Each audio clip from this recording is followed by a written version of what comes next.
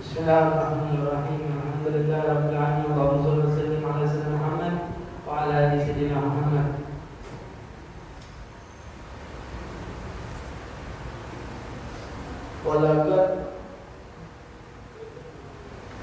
Walaqad ashartu min 'abdi ma asabahu tuhyil quluba tuhayyul ashjana wallahu qad 'adna 'alayhi ma yusabilu minna aw yakunu dana lakinna hubban bisarani qad 'alima li sunnati rabbina wa hadana ya Allah wa idin tadna min mawaddati hadna وعلى موعده فقنا ورجانا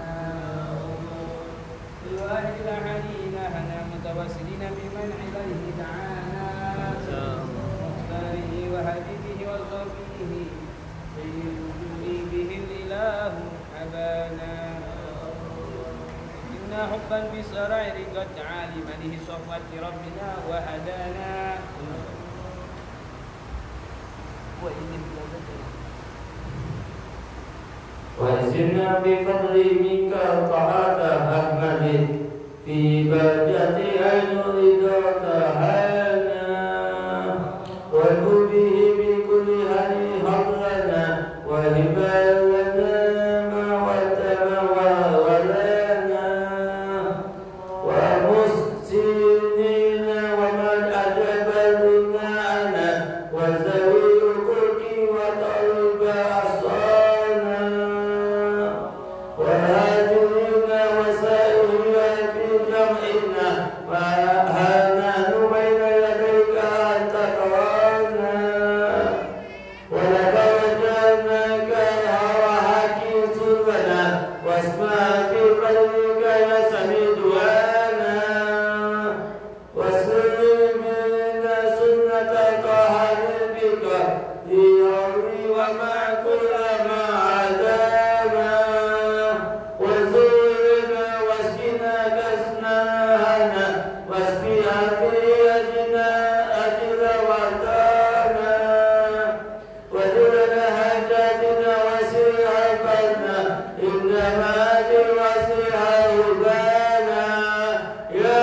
ربي أجمع وهبلنا في ذلك اليسر لنا يا ربي واجعل وهبلنا في ذلك بالتسيح يروانا يا ربي واجعلنا وهبلنا في بذلك منك سرا وجوانا بالمصطفى صلي عليه وعليه وعلى وصدقنا سبحان رب العزة عما يصفون وسلام على الحمد لله رب العالمين.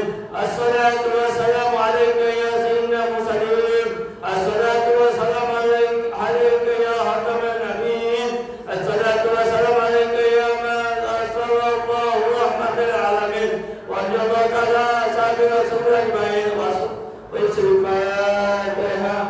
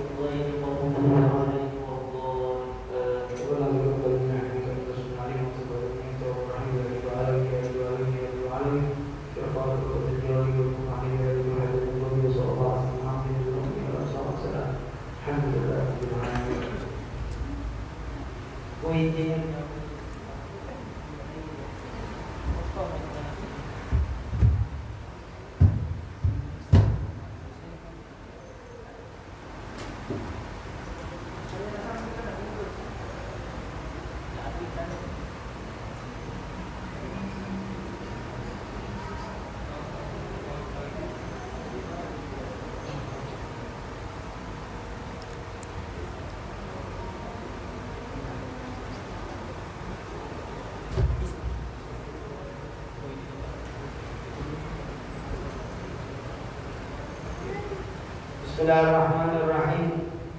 Assalamualaikum warahmatullahi taala wabarakatuh.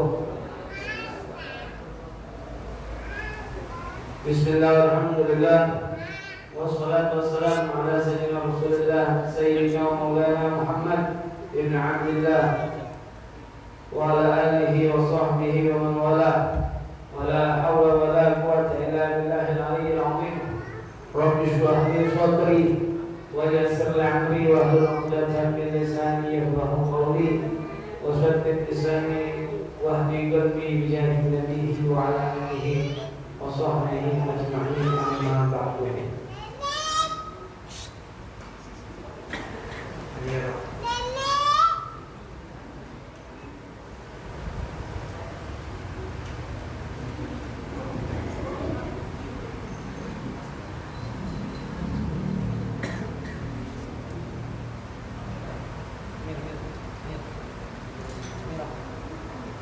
Alhamdulillah, bersyukur kepada Allah Subhanahu wa taala atas segala nikmat yang diberikan oleh Allah Subhanahu wa taala.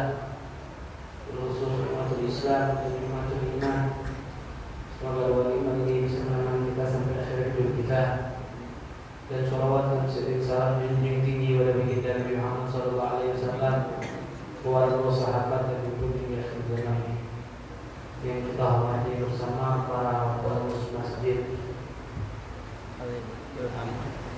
Ilham dan ketua masjid juga dan begitu juga ikhwan dan akhwat dirahmati oleh Allah Subhanahu wa taala. Alhamdulillah, kita harap pertemuan kita diberkahi oleh Allah Subhanahu wa taala.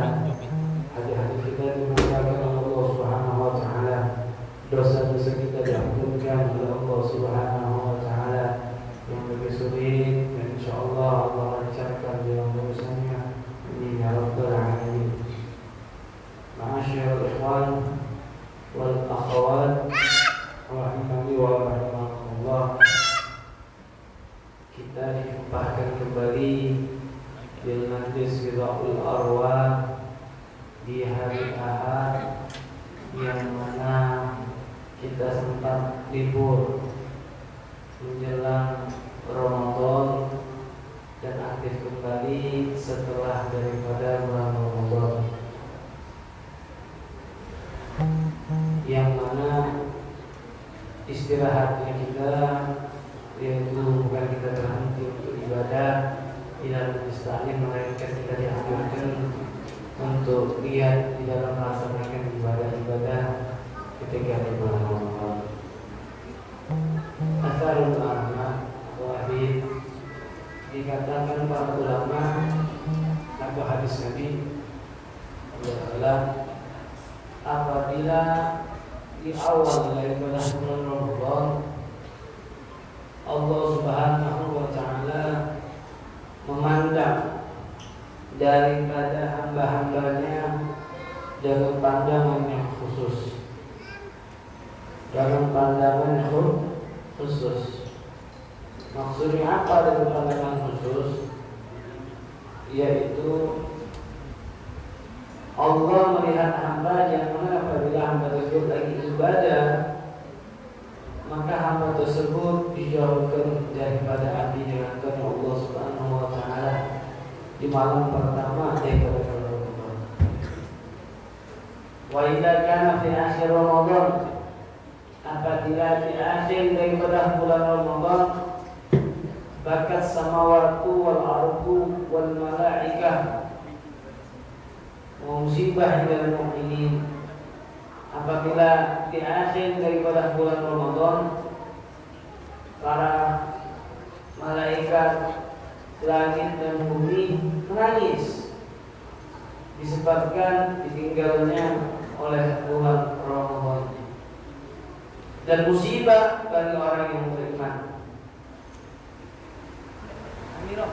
Amira.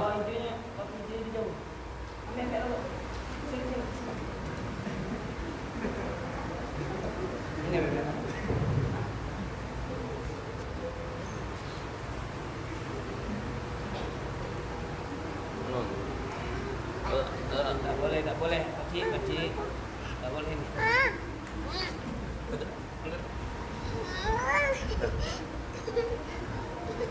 Wa musibah lil mukminin. Apabila dikatakan musibah bagi orang yang beriman. Kalau kita lihat pahala-pahala yang diberikan di bulan Ramadan, itu sah. Dia punya orang yang berpuasa seakan-akan mengucapkan kalimat tasbih. Dan orang yang melakukan amal ibadah sunnah dibalas oleh Allah Subhanahu wa taala pahala ibadah yang wajib. Dan orang yang melakukan ibadah yang wajib dibalas oleh Allah Subhanahu wa taala 70 kali lipat pahala yang wajib. Dan tidurnya orang yang berpuasa dikatakan ibadah. Ketika keluar daripada bulan Ramadan, tidak bisa kita dapatkan lagi. Tidur dikatakan ibadah, amalan sunnah dibalas dengan ibadah, pahala yang wajib, pahala wajib dibalas oleh amal ibadah yang wajib dibalas 70 kali lipat. Tidak bisa kita dapatkan lagi. Itu hanya diberikan khususiyah di bulan Ramadan. Setelah keluar daripada bulan Ramadan, itu dikenal dengan apa namanya? 1 Syawal, hari raya Idul Fitri, yang dikenal dengan apa? Silaturahim dianjurkan. Silaturahim. Ini silaturahim ini sudah lama dilestarikan oleh salafus saleh kita, para pendahulu kita. Masalah daripada silaturahim ini. Makanya dari itu kita melestarikan daripada silaturahim ini. Alhamdulillah kita sekarang walaupun Idul Fitri sudah jauh, tapi kita berkumpul untuk mempererat daripada tali silaturahim. Silaturahim ini dikatakan bahwasanya Rasulullah sallallahu alaihi wasallam bersabda, silaturahim mu'allaqatun bil 'arsy wa man wasalani wasalahullah wa man qata'ani qata'ahullah. Silaturahim ini berikatan dengan arasy Allah. Barang siapa yang menyambung tali silaturahim, kata arasy Allah, kata arasy silaturahim, maka Allah akan menyambung hubungan dengan dia. Wa man qata'ani, barang siapa yang memutus tali silaturahim, qata'ahullah, maka Allah akan memutus hubungan dengan dia. Ini menunjukkan saking agungnya silaturahim ini. Saking agungnya dan mulianya silaturahim. Bahkan kalau kita mau lihat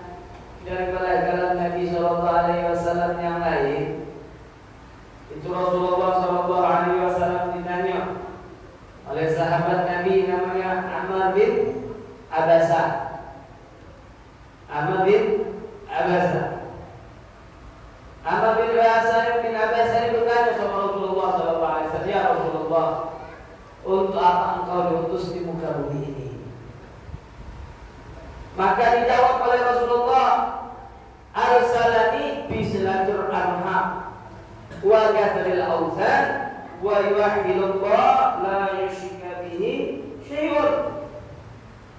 Kata silaturahim, kata Rasulullah SAW, aku ini diutus oleh Allah untuk membangun tali silaturahim dan menghancurkan daripada berhala-berhala dan mengisahkan Allah Subhanahu wa taala tiada Tuhan selain Allah Subhanahu wa taala. Kalau kita lihat di dalam sabda Nabi Muhammad SAW ini, Nabi mendahulukan silaturahim baru masalah tauhid. Ini menunjukkan mulianya itu silaturahim. Terus juga silaturahim ini, kalau orang memutus daripada silaturahim, itulah yang membuat rezekinya macet, urusannya pusing. Ya, sudah disebutkan oleh Nabi, silaturahim itu menambahkan rezeki, memanjangkan umur, dan dijauhkan daripada sesuatu yang tidak dia sukai. Nah, tapi silaturahim ini bukan hanya terjadi di Idul Fitri, tapi diusahakan daripada hari-hari yang lain, bulan-bulan yang lain. Kadang-kadang juga dikotori sendiri oleh umat Islam sendiri ketika hari raya Idul Fitri. Silaturahim itu memang diperbolehkan sama saudara-saudara kita. Saudara itu ada dua. Saudara ada dua. Yang pertama serasa, kedua yang tidak serasa. Pertama apa? Serasa. Kedua tidak serasa. Yang serasa seperti apa? Adik-beradik orang tua kita, baik dari abah ataupun dari ibu atau dari saudara-saudara kita sendiri. Namun untuk misanan, walaupun itu saudara senasa tapi batal wudu, itu haram salaman. Sama misan tidak boleh, apalagi sama itu. Sama misan, apa misalnya tidak boleh sama misan. Untuk salaman berjabat tangan tidak boleh. Inilah kadang-kadang anjuran silaturahim dilakukan dengan maksiat. Itulah sekelumit daripada pembahasan kita daripada silaturahim. Dan kita sekarang masuk membahas masalah fikih. Insyaallah kita masuk di tidak membuka lagi, insyaallah ada tidak mudah-mudahan baca fikih penting bisa dikonfirmasikan.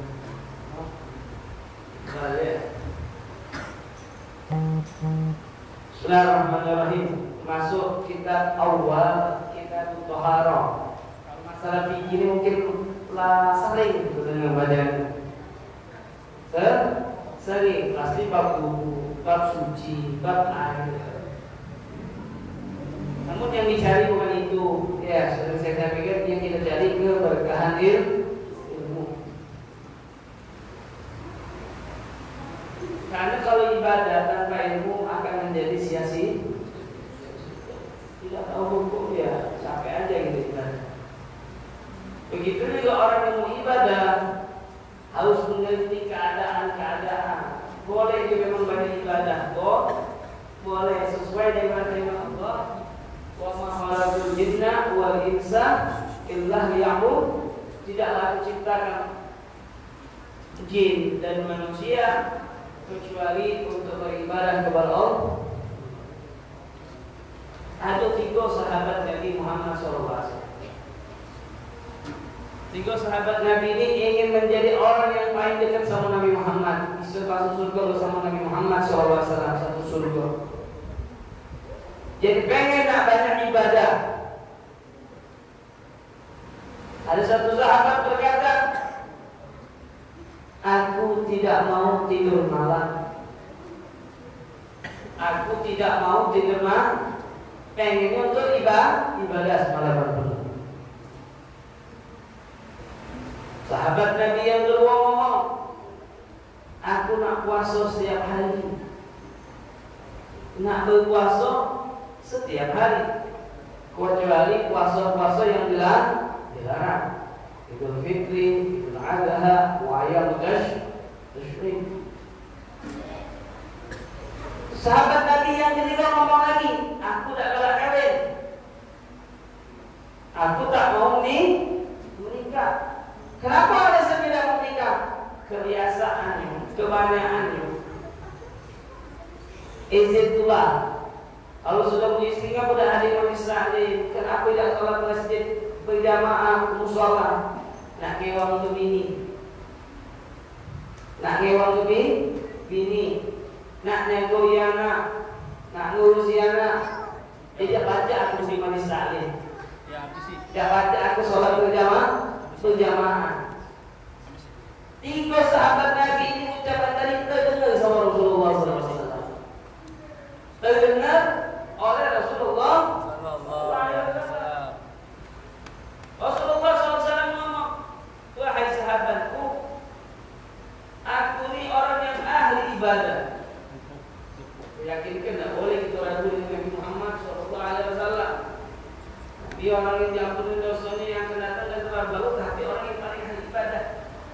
Kalau kita ahli itu ahli ibadah. Dan Nabi Muhammad SAW orang yang paling takut sama Allah Subhanahu wa Ta'ala. Kalau kita lagi takut pas lagi naik pesawat, nanti takut, atau lagi di mana. Walhasil yang pertama tadi tidak akan tidur. Semalam anak untuk ibadah kepada Allah Subhanahu wa Ta'ala. Nabi SAW ngomong, "A'tihi fi kulli haqqin hajjahu." Berikanlah sesuatu orang yang memiliki haknya harus diberikan. Seperti mata. Mata punya hak untuk istirahat. Mata punya hak untuk istirahat. Tangan punya hak untuk melakukan yang baik. Kaki juga punya hak untuk melakukan yang baik. Hak dari mata butuh istirahat. Nabi SAW tidur. Nabi tidur. Tapi tidurnya Nabi ibadah, tetap ingat sama Allah Subhanahu wa Ta'ala. Kalau tidurnya kita beda. Ingat maksiat. Ya, tidur kita pertama itu 3 macam. Kita kalau lagi tidur, 1 keluar iler, 2 ngorok, 3 itu model gerak sini. Ya, kalau ini kalau begini juga. Itu tidur kita. Ya. Tapi jangan dengan sebab ini mata butuh istirahat, ya terus kita tidur terus malam-malam menunda ibadah anak. Kita disediakan oleh Allah Subhanahu wa Ta'ala di waktu malam itu untuk kita ibadah, untuk kita minta sama Allah, untuk kita berdoa sama Allah. Di situ sudah. Dari pagi mungkin sampai isya mungkin kita sudah ketemu terus. Sibuk dengan urusan dunianya, sibuk dengan urusan yang lain, nah sama Allah belum. Kapan? Nah itulah malam hari. Minta sama Allah Subhanahu wa Ta'ala. Terus berhasil, itu yang pertama sahabat Nabi. Sahabat Nabi yang kedua, Rasulullah ngomong, aku ini orang yang paling ahli puasa. Ahli puasa. Ada juga tidak puasa.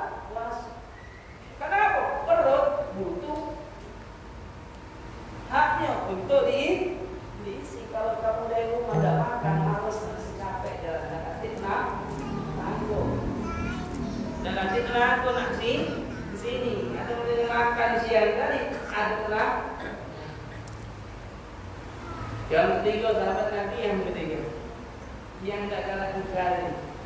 Kata Nabi Muhammad SAW, aku ini menikah, istri aku 12, istri Nabi Muhammad SAW. Ada yang mengatakan 13, tapi Muhammad 12. Dengan cerita Nabi Muhammad SAW, 3 sahabat Nabi saja. Yang dilihat intinya ibadah itu ikhlas kita sama Allah Subhanahu wa Ta'ala. Ukuran amal kita ikhlas sama Allah Subhanahu wa Ta'ala. Kalau sholat kita tidak ikhlas, sah-sah saja menurut hukum syariat fikih selama dia tidak membatalkan dari hal-hal dia, selama tidak melanggar daripada pembatalan sholat. Namun sholatnya tidak sempurna. Nah, kita bahas dalam kitabut Taharah. At-Taharah dalam segi bahasa yaitu an-nadhafah. Apa? Kebersihan.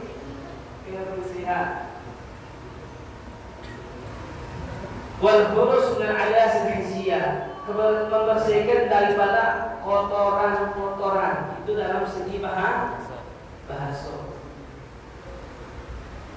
Ada dalam segi hissiyah, dari segi bahasa tadi dibagi lagi menjadi 2. Ada hissiyah, ada ma'nawiyah. Dibagi lagi menjadi 2, ada hissiyah dan ada ma'nawiyah.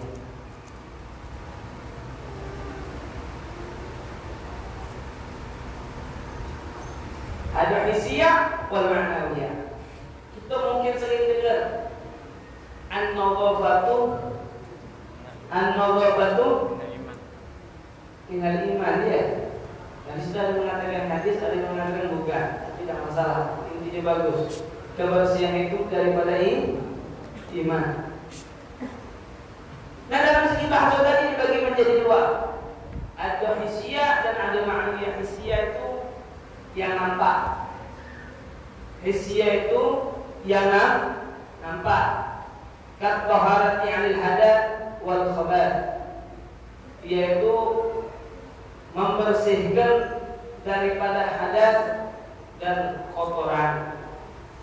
Hadas melalui wudu, najis bisa dialirkan dengan air. Itu dalam segi bahasa, nanti kita akan bahas lagi secara rinci. Ada pun dalam segi ma'nawiyah, di dalam segi ma'nawiyah yaitu kat taharati 'anil amradi al-ghaibiyah kal 'uyub wal kibir wal hasad wal riya. Ada pun dalam segi bahasa menurut yang ma'nawiyah berarti lawan kata daripada zahir, kalimat zahir berarti tak kelihatan, batin. Itu dia harus kita bersihkan daripada penyakit-penyakit hati. Kita tak tahu hati kita ni. Kalau kita tahu dewek penyakit hati kita, tapi orang lain tak tahu. Ya, orang lain tak tahu isi hati kita tu, orang lain tak tahu. Kita tak? Kita tahu.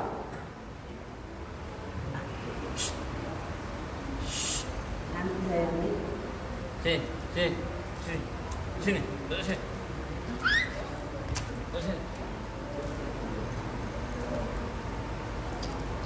Diusahakan menjauhkan kita daripada penyakit-penyakit hati seperti ujub. Ujub tu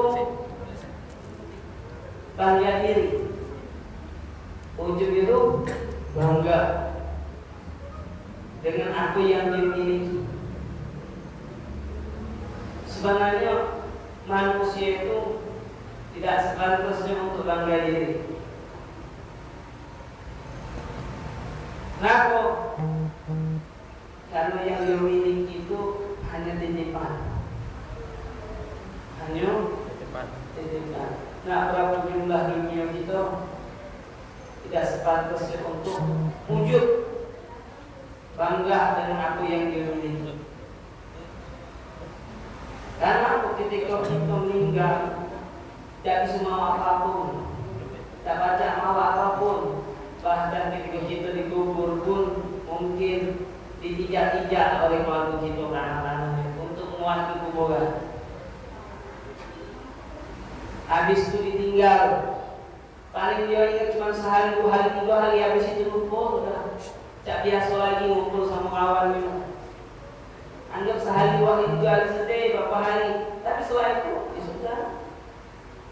Hilang sedihnya dari ngumpul lagi dengan kawan-kawan. Jadi kalau saya tidak ada kesan-kesan untuk bangga ini. Begitu juga hasud yang hasud ini kata Nabi Muhammad SAW seperti ibarat orang yang melemparkan pahala, maki-makikan pahala ke sana ke sini, akhirnya kan menumpuk ke dosa. Itu bukan hasud. Maafin ke pahala yang dia sudah ditabung kaki ini, dosanya dong. Waria, ya sama sudah. Ibarat diri, riaknya mau wujud sombong. Ya, dia pamer sama aja. Pamer apa yang dia usahakan ataupun daripada yang dia miliki. Nah, cara kita menghilangkan daripada penyakit hati tidak ada sulit sebenarnya. Untuk menghilangkan daripada penyakit hati disebutkan dalam kitab Abu Musyaf adalah keluarga Imam Al-Ghazali menyebutkan bahwasanya dengan ilmu dan mengamalkan ilmu hilang itu penyakit hati. Dengan ilmu dan mengamalkan ilmu hilang itu penyakit hati. Kenapa kita tahu ini? Oh bahaya hukum hasud, oh bahaya hukum sombong, oh bahaya hukum pamer. Ya, dulu pernah Imam Ali Zainal Abidin bin Husain bin Ali bin Abi Thalib. Ada orang yang lewat, Israel kalau menemui daripada itu ketemu dengan Imam Ali Zainal Abidin mencaci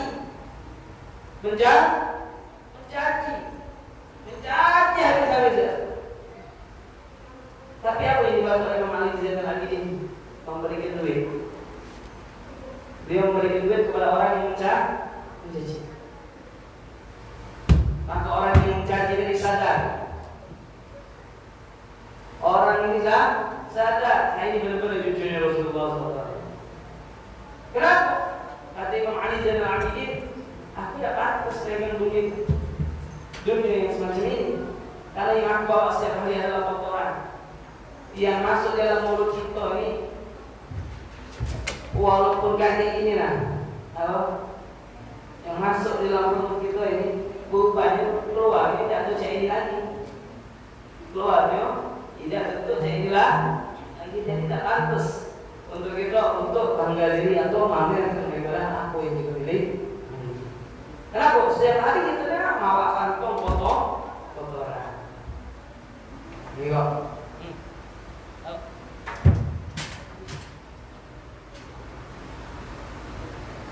Dan ada pun dalam segi syariat raf'ul hadas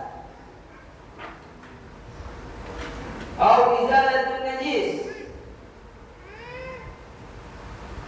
atau fi ma'nahuma atau ala suratihima wa ada ta'rif al-Imam An-Nawawi. Dalam segi syariat, toharo itu mengangkat hadas atau menghilangkan najis, atau maknanya sama seperti mengangkat hadas, atau ala suratihima atau bentuknya sama seperti mengangkat hadas. Kita bahas masing-masing pengertian daripada raf'ul hadas. Bahas salah satu pengertian daripada raf'ul hadas.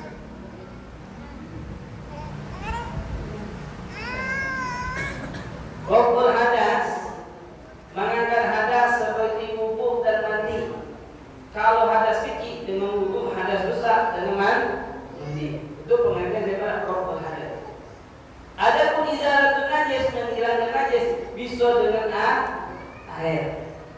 Hilangkan najis dengan air.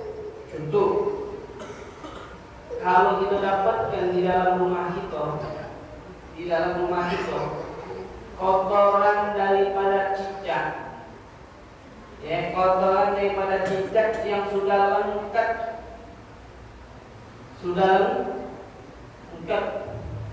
atau kotoran manusia atau kotoran yang masih ada bentuknya, sudah pokoknya ada bentuknya, kalau kamu sucikan itu lebih baik apa dihilangkan dulu bentuknya dihilangkan terlebih dahulu baru dialirkan, suci dong. Kalau kita langsung alirkan baik, maka najis itu malah tambah berlimpah. Jadi bagaimana kalau seandainya Muhammad ini kotoran di hadapan kita, kotoran di hadapan kita, hilangkan dulu untuk airnya, baru dialirkan dengan banyak, suci lah itu. Tuh.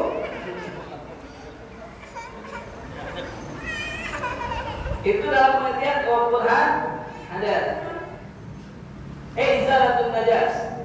Terus pakaian yang kena najis kayak mana? Pakaian yang kena najis. Pakaian yang kena najis, cara sucinya bukan dicelup ke.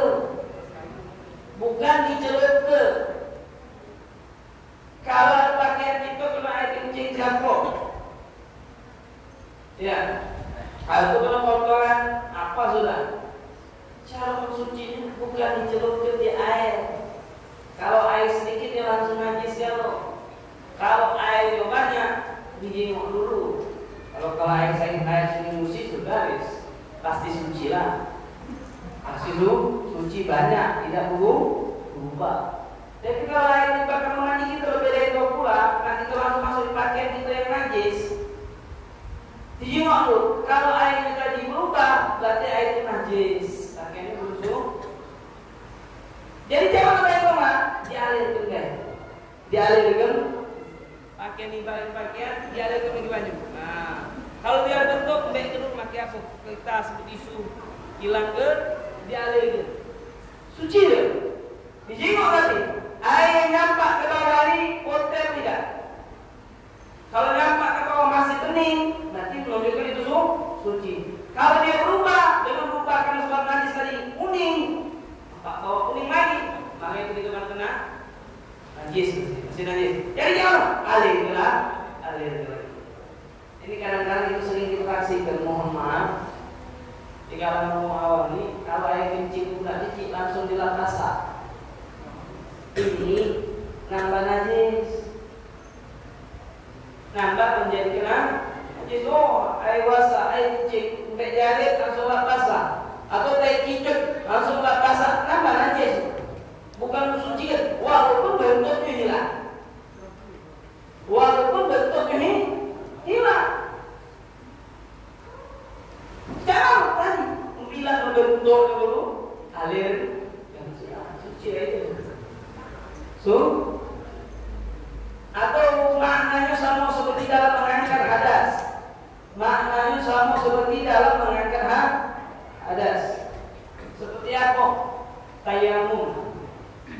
Tayamum itu boleh digunakan kalau tidak katik banyu sama sekali. Ataupun orang itu sakit yang tidak boleh pakai air, kata dokter. Kalau pakai air nanti nambah sakit parah.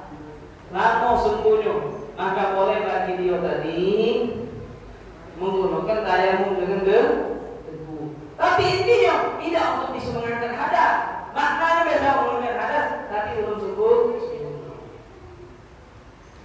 Terus selanjutnya masih ikhwan wal aba wal akhwat rahimani wa rahimakumullah, yang lahir mungkin sudah setengah jam, mungkin atau lebih. Oke? Setengah jam sudah.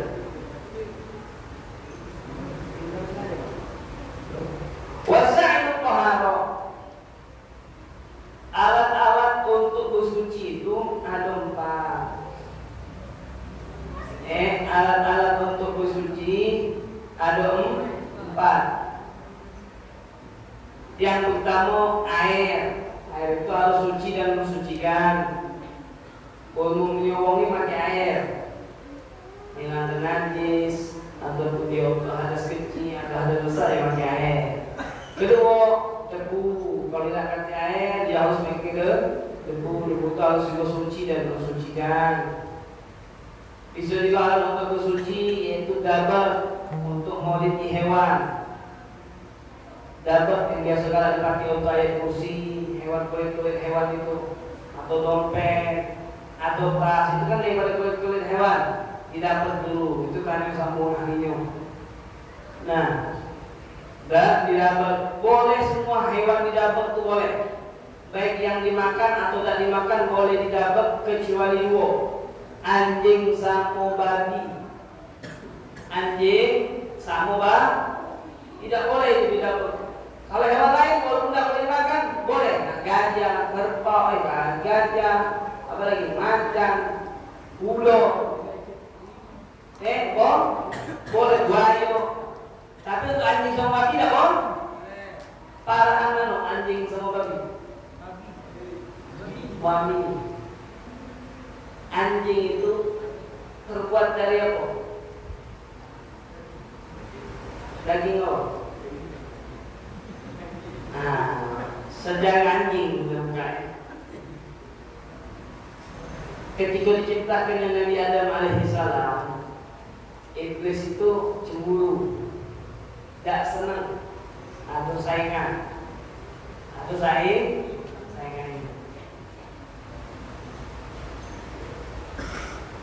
Ketika saudara ciptakan sudah sempurna sama iblis dikencinginya anggota tubuh daripada Nabi Adam.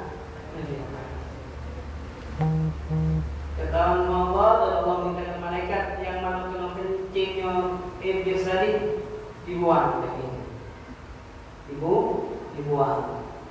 Nah, sehingga dibuanglah apa yang dibuang? Pusat. Apa yang pusat manusia itu ada yang bolong pusat manusia itu itu bekas dulu kencingan. Anjing itu terbuat daripada daging yang dibuang oleh daripada malaikat daripada anggota tubuh Nabi Adam. Pokoknya anjing itu ada yang rahmat asli, akrab sama manusia. Mabadi itu pacar. Anjing itu masih ada rahmat itu ada ini nyago. Itu sejarah daripada anjing ciptaan. Manusia ini, makhluk ini diciptakan oleh Allah. Ada pacak berucap, ada yang tidak pacak berucap. Kalau berucap pakai apa? Pakai lidah, lisan. Ada tak hewan yang ada lisan? Atau manusia yang ada lisan? Makhluk yang ada lisan? Siapa? Ikan. Ikan itu kan lisan. Benar? Ikan tidak berdiri. Yang mancing. Ada ikan itu ada di sana. Nanti kalau ada ikan itu ada lisan, pasti dia akan ngaparkan kepada kawan-kawannya, jangan diumpet kali mancingan itu. Jadi kalau diumpet dia dimakan, itu bagi mancing. Awal pertama kali lisan itu, ikan itu atau lidahnya. Ikan itu atau lidah. Ikan itu atau lidah. Ikan itu atau lidah. Kenapa tidak ada lagi? Ketika Allah SWT minta ke malaikat iblis untuk sujud sama Nabi Adam alaihissalam, para malaikat sujud. Siapa yang tidak sujud? Iblis. Akhirnya matrud, diusir daripada surga Allah Subhanahu wa taala. Sampailah ke dia ibu. Pertama kali yang dia dapatkan di bumi ini, yang dia sampaikan, yang dia hampirkan pertama kali binatang, yaitu ikan. Ikan. Si iblis tadi ngomong sama ikan tadi. Bukan. Allah ini lagi menciptakan makhluk yang makhluk ini namun ada. Nak nabisi ikan-ikan yang makhluk-makhluk yang ada di lautan dan di darat. Nak nabisi makhluk-makhluk yang ada di laut dan di darat. Ikan tadi kan hasutan daripada iblis. Ini maksud mereka. Akhirnya si ikan tadi ngabarkanlah kepada rombongan makhluk yang lain. Apa? Hewan-hewan laut yang lain. Apa yang didengar daripada iblis?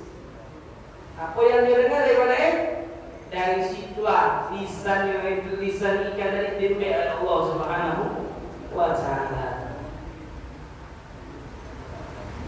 Ulo punya kaki dulu. Ulo punya kaki. Ular itu punya kaki. Sekarang ada tidak? Hah? Atau yang bikin ada kakinya? Ulo mainan. Atau yang bikin main ulo mainan ada kaki. Ulo dulu ada kaki. Sekarang tidak ada. Sejarahnya iblis lagi. Bukannya yang ngelo iblis sial pulang. Bukannya gitu mudah-mudahan jauh ke iblis. Ngelo dia rumus gitu ngaco. Binatang yang melimbas. Nasib binatang lama matinya binatang tidak ada atap di binatang mana. Selesai kalau gitu mati gitu masih ada hisab, masih ada perhitungan. Mukanya matinya binatang sama manusia beda. Ulo ini hitungnya nak masuk ke surga. Siapa lupa masuk ke surga ulo. Ulo ini tidak ada tujuan masuk ke surga, iblis masuk lagi dalam surga. Tahu Allah bukan Allah tahu Allah saya maksudnya ini. Jose lagi itu iblis tadi dan ulo dimbek kaki oleh Allah Subhanahu wa Ta'ala. Kalau kita dibaca kitab ada namanya kitab berhayawan, wah asik-asik tuh masalah hewan. Masyaallah apa rahimahullah. Yang terakhir alat untuk bersuci namanya hajarul istinja. Maki batu. Nanti ada syarat-syaratnya. Batu itu harus keras, menyerap, bukan sesuatu yang terhormat. Nanti ada pilihan masalah istinja.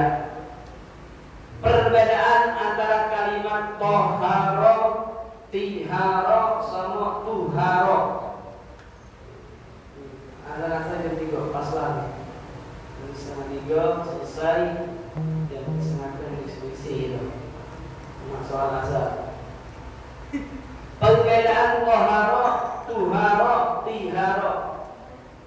Ini bahasa Arabnya hampir sama, cuma hanya beda harokat. Hanya beda harokat. Toharo itu bersuci daripada hadas dan najis. Itu toharo namanya. Jangan salah kamu. Mungkin kalau ada namanya tohar, orang yang bersuci. Orang yang mutahhar.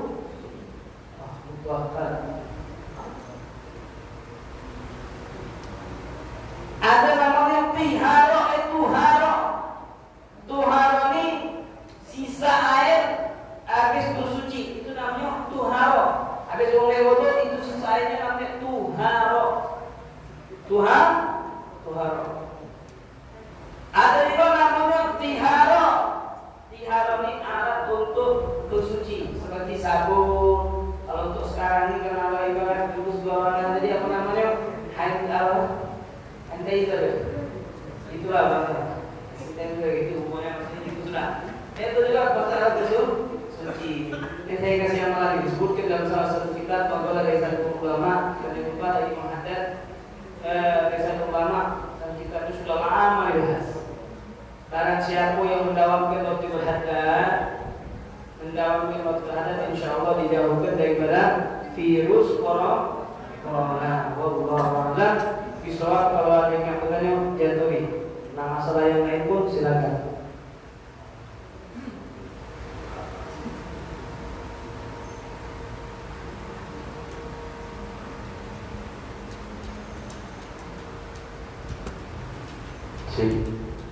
Ada untuk yang mau bertanya silakan. Ada yang bertanya dari jemaah, mau nanya, untuk bersuci di bandara atau terminal yang pakai WC kering itu seperti apa? bersuci menggunakan WC kering itu seperti apa? Enggak suci. Maksudnya itu alat yang tisu atau tisu? Alat tisu. Tisu kan? Tisu ya? Tisu.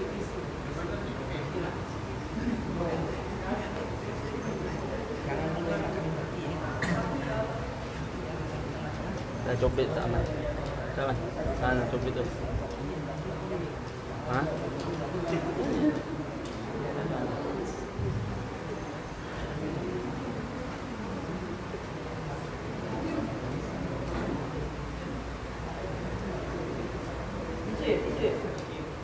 Bismillahirrahmanirrahim. Alat untuk bersuci tadi kan dibahas apa kamu? Air.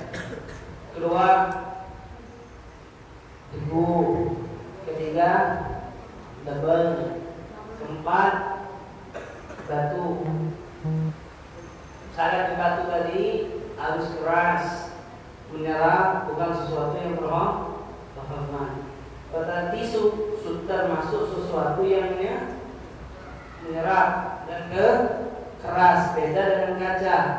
Walaupun diibarat keras, tapi dia tidak menyerap. Licin. Tisu bisa dikatakan seperti batu, tapi bentuknya itu sama seperti yang dikatakan najis. Tapi akar najisnya masih ada. Kalau dia sempurna melo akar yang sesuai dengan hajarul istinja, menggunakan batunya dengan usatan 3 kali. Batunya harus 3 ekor. Kalau tidak ada 3 sikok batu memiliki 3 ujung.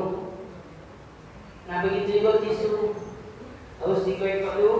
Tapi kemungkinan besar orang yang pakai tisu itu tidak bersih, tidak bersih.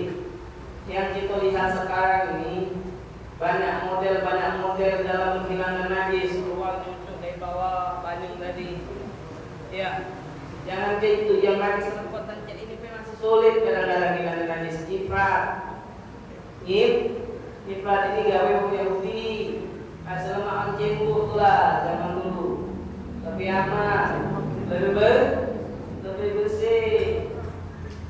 Ya, tisu tadi itu untuk membantu menghilangkan najis airnya dulu. Hilangkan najis airnya dulu. Terus sekarang nggak bisa lah memakai tisu pas sudah baca tuh. Memakai batu pun kadang-kadang bisa enggak sulit. Bilangkan bentuk airnya dulu lah, bentuk yang BAB hilang kering, BAK kering, BAK hilang kering, kalau dialihin banyu. Itu lagi pak. Jadi walhasil yang pakai tisu itu termasuk daripada sesuatu yang menyerap. Boleh dikatakan suci yang tidak tergantung dia sesuai aturannya seperti batu lah ya, seperti istinja dengan batu lah itu dia akan dibahas sebagainya. Pokoknya intinya harus di syarat itu ada 8. Orang menggunakan batu itu ada 8. Nanti insyaallah akan dibahas. Wallahu a'lam. Ada lagi?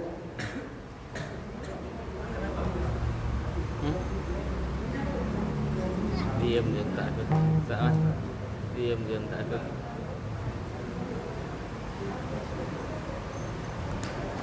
Yang lain Fadol yang mau bertanya.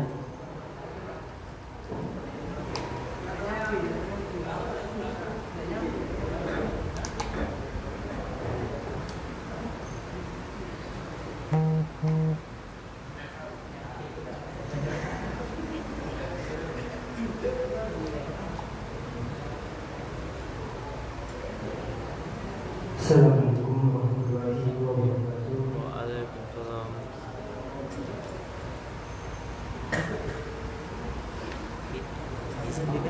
Kawan tinggal hari ini. Perkenalkan nama saya Amin.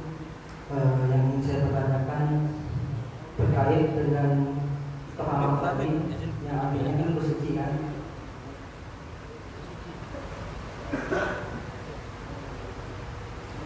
Terkait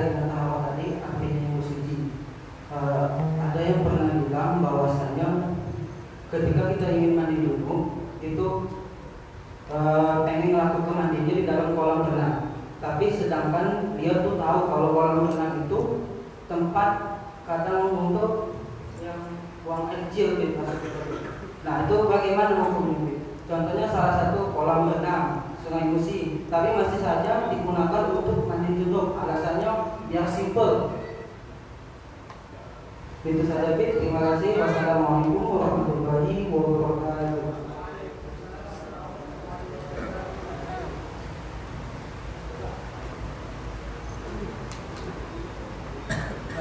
Ini pertanyaannya, orang hadas besar. Iya, hadas besar.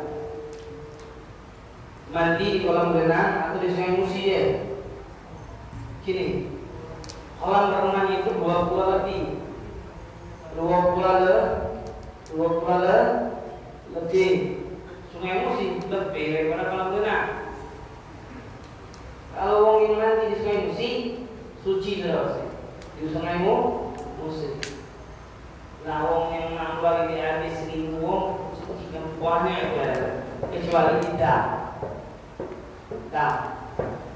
Tapi kotor walaupun yang Sungai Musi kan berubah panjangnya. Nah, kalau renang, dia itu airnya berubah tak? Dengan kencingnya wong tadi. Berubah tak? Kalau berubah, warna, bau dan rasanya berubah, berarti tidak sah wong diwajib di situ. Tapi umumnya enggak ya? Enggak ya? Berarti boleh kita mandi janabah di situ. Allah.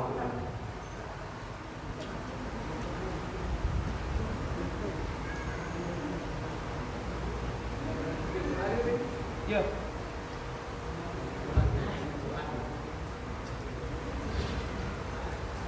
Sekali lagi terkait dengan mandi junub, mungkin di sini banyak yang nggak belajar batasan bak itu baik untuk mandi junub kan biasanya ada batasannya biar tidak kena kan.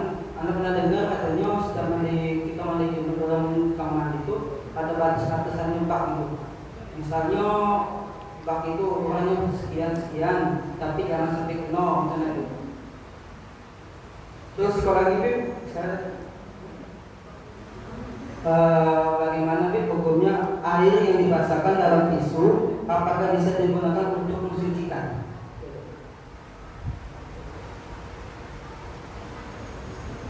Bismillah. Pertanyaan itu yang sama itu masalah air sedikit dan air banyak. Jadi pembahasannya kembali ke situ. Air sedikit, air yang kurang daripada 2 gula. Air yang banyak itu diangkatnya 2 gula lebih. Ukuran dalam persegi 4 kali persegi 4 panjang lebarnya 62,4 cm.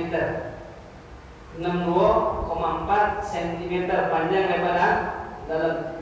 Jak mana hukumnya mau mandi wajib ataupun orang yang berwudu air tetesannya itu jatuh ke air yang sedikit, maka air tadi menjadi mustakmal. Kalau airnya banyak 2 gula lebih tidak menjadi mustakmal. Saya kasih contoh. Ini meja anggap aja airnya tidak sampai 2 gula. Tidak sampai 2 gula. Kamu mau ngambil wudu. Ngambil wudu. Pakai gayung. Diusahakan basuh yang wajah yang pertama jangan sampai netes ke air yang ada di dalam bak yang air kurang daripada 2 gula. Ya, kenapa? Ketika jatuh ke sini maka air ini menjadi mustakmal semua, tidak pacak lagi digunakan. Tak pacak digunakan lagi, cuma hanya bisa sedikit kopi deh. Dan untuk sucikan dengan hadas yang dalam menghilangkan hadis tidak bisa. Tapi kalau air 2 gula lebih, sudah enggak lama masuk lagi. Kalau tidak apa, karena airnya tidak mungkin jadi mustakmal, karena 2 gula lebih. Nggak usah, kami ini sedikit. Cuma saya baca mana mereka tuh niat ikhtiraf. Saya kasih contoh.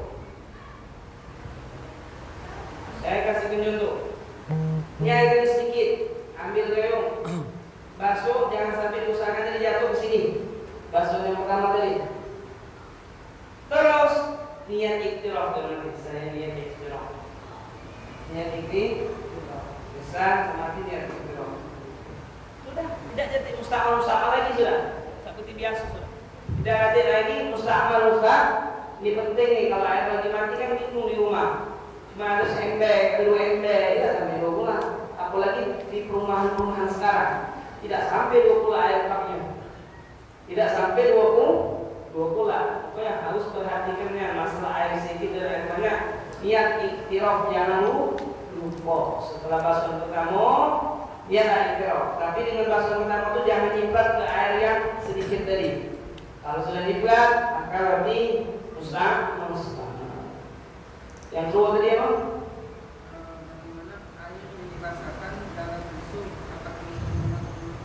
Air yang mensucikan seperti ini dicampur dengan tisu, tetap kita katakan suci. Ya, terus digunakan untuk menghilangkan najis. Untuk menghilangkan najis tidak bisa. Menghilangkan najis itu harus dihilangkan bentuk. Mungkin kalau keras, ibarat keras, ini dibasah dengan tisu, tapi belum bisa menghilangkan najis itu. Harus dialirkan lagi. Harus dialirkan lagi. Tidak bisa. Itu kan seperti yang tadi dijelaskan kemana uang yang pakai lap basah. Lap basah itu bukan menghilangkan najis, nambah jadi najis. Dia jangan dialirkan. Jadi kalau umpamakan ada najis tadi keras, tidak mungkin hilang kecuali basah dikit tidak apa. Tapi belum suci itu, belum harus dialirkan lagi gimana? Harus dialirkan. Apa tidak lap keling, lebih lemah lagi, tinggal dialirkan. Suci. Airnya jangan basah di situ, apa suci. Kalau kamu tak terlalu nyampak nijaknya sudah lap keling lagi. Tapi lap keling jangan lap yang sudah dipakai untuk menghilangkan najis. Lap yang lain. Wallahu a'lam bishawab.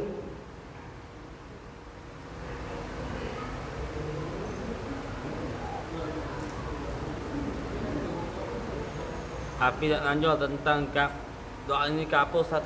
Cepat nikah Ustaz.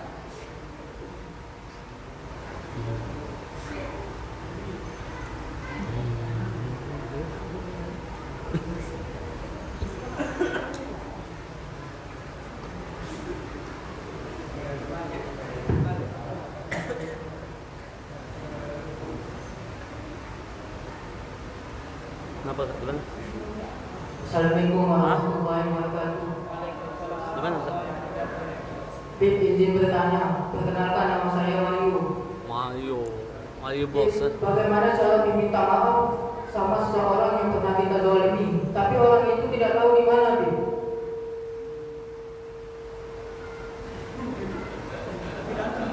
Assalamualaikum warahmatullahi wabarakatuh.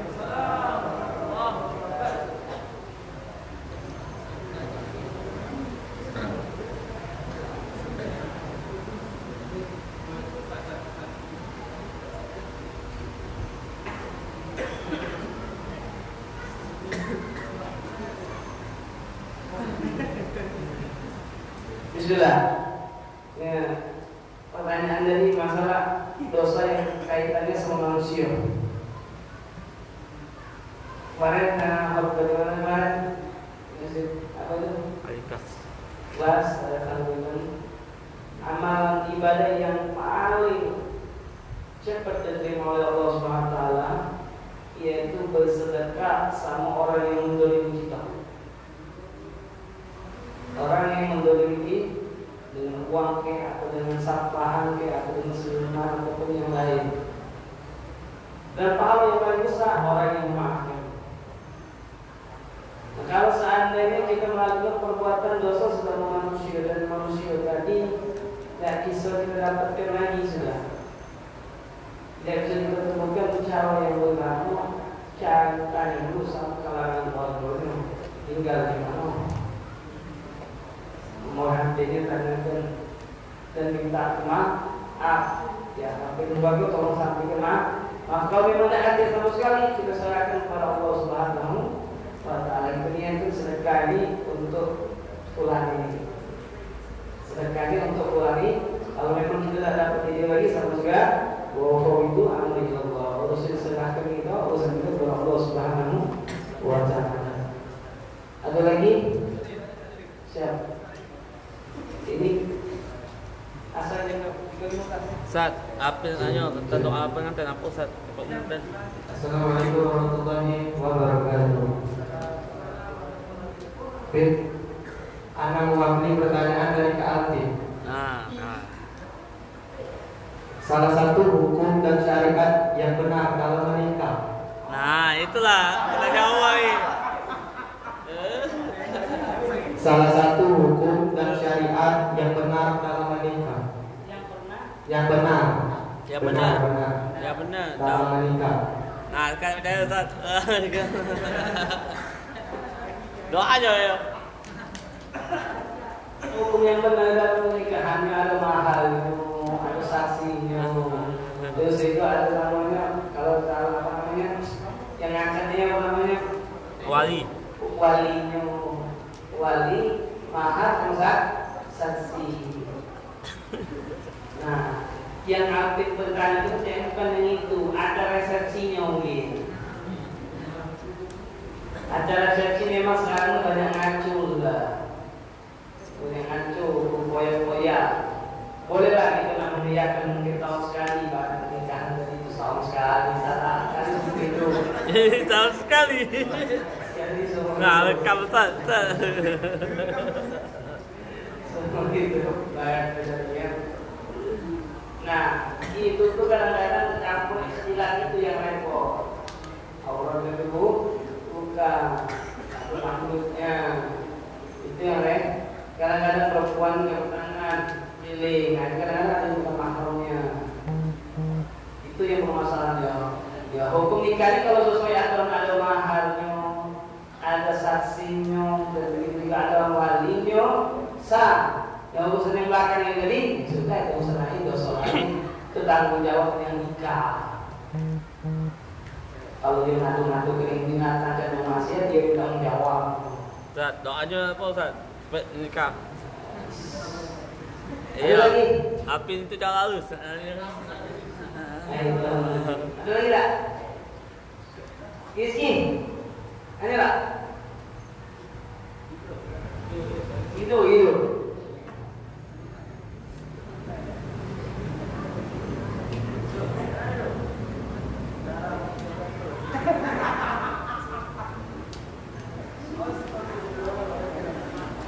Itu satu lagi aja. Yang awal kalau udah malu lewat kertas saja tulis atau WhatsApp kesehatan pakai Iqbal. Di grup jadi. Kalau nanya di grup jadi.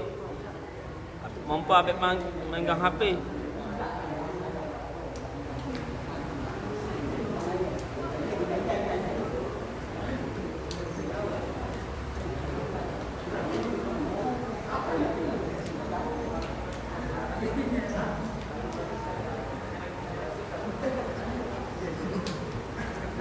Jika ada pertanyaan, silakan kita bertanya lagi. Akhwat, kalau malu untuk bertanya silakan japri WA Iqbal Atau di grup. atau di grup nggak apa-apa. Atau japri anak jadi apa? Nyai Ada pertanyaan? Satu lagi.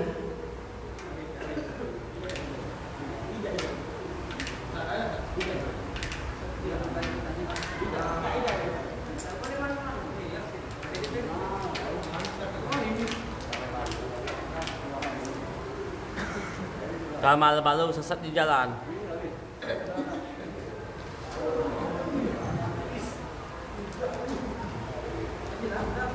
Ya, betul. Untuk yang lain yang ingin bertanya, Robi.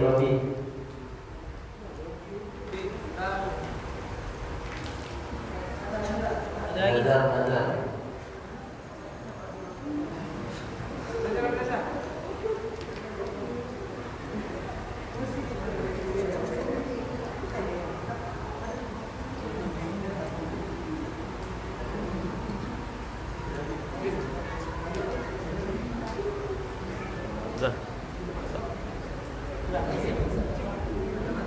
Bismillahirrahmanirrahim. Rabbana taqabbal minna innaka antas samiul alim wa tub 'alaina innaka antat tawwabur rahim. Rabbana atina fid dunya hasanah wa fil akhirati hasanah wa qina 'adzabannar. Sallallahu alaihi wasallam wa alihi wa sahbihi wasallam. walhamdulillahi rabbil